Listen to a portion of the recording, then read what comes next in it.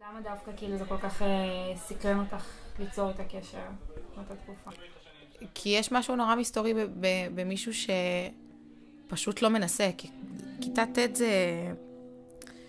אתה נורא רואה את כולם, מנסים להיות חברים של כולם, ומנסים שישמעו אותם, ומנסים שיראו אותם, והיא לא הייתה כזאת. היא רצתה שלא יראו אותה.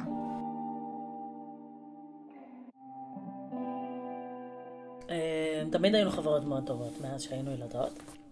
והגענו לתיכון ופתאום משהו מאוד השתנה. ובדיוק באותה תקופה כולנו עברנו פחות או יותר אותו תהליך של אנחנו הולכים להכיר אנשים חדשים. וזה היה מאוד קשה לה. אני זוכרת אותה לבנה, היא תמיד נראתה כאילו היא בפנים, כאילו היא לא יצאה החוצה. אני לא יודעת אם להגדיר את זה בישנית, כי זה לא היה נראה לי שזה מבושה, אני פשוט זוכרת שהיא לא דיברה. גם אם אני לא טועה, אני זוכרת שישבה יותר בכיתה, יותר לבד. לא מפנה את המבט אפילו, כשדברים קורים. זה היה נראה כאילו היא בשלה, והיא מתעקשת להישאר בשלה.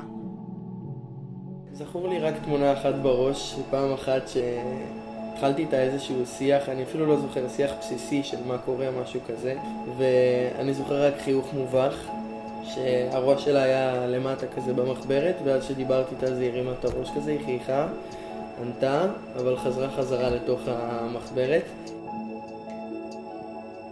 אנשים כן ניסו לתקשר איתה, אני פשוט חושבת שהיא לא היה בא לה עליהם, כאילו לא עניין אותה שהם מנסים לדבר איתה, כל אחד היה נראה כזה כאילו וואי איזה יצור הוא ומה הוא רוצה ותעזבו אותי, תנו לי רק שהיום ייגמר ונלך הביתה.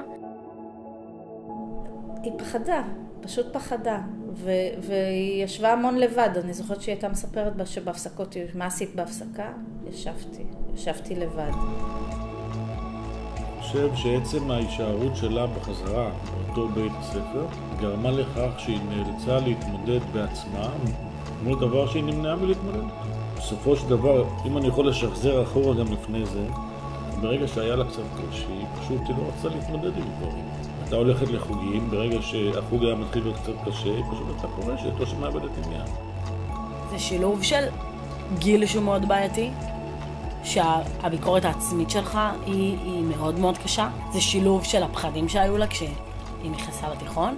זה שילוב של היכולת לתפוס את עצמך בעיני אנשים, שזה נראה לי רוב האנשים כל הזמן עובדים על זה. למרות שלא ידעתי עליה שום דבר, היא תמיד נראתה לי מאוד אינטליגנטית. ותמיד נראה כאילו יש לה עולם תוכן מאוד מאוד עשיר, שהיא שומרת אותו לעצמה ושזה בסדר. אני לא זוכרת בן אדם שלא שאל אותי עליה. אני לא זוכרת בן אדם שלא היה בכיתה או משהו כזה, שלא התעניין בה. כאילו, אני חושבת שאנשים ראו את זה, שזה לא הבן אדם שלי. שיש בה מעבר.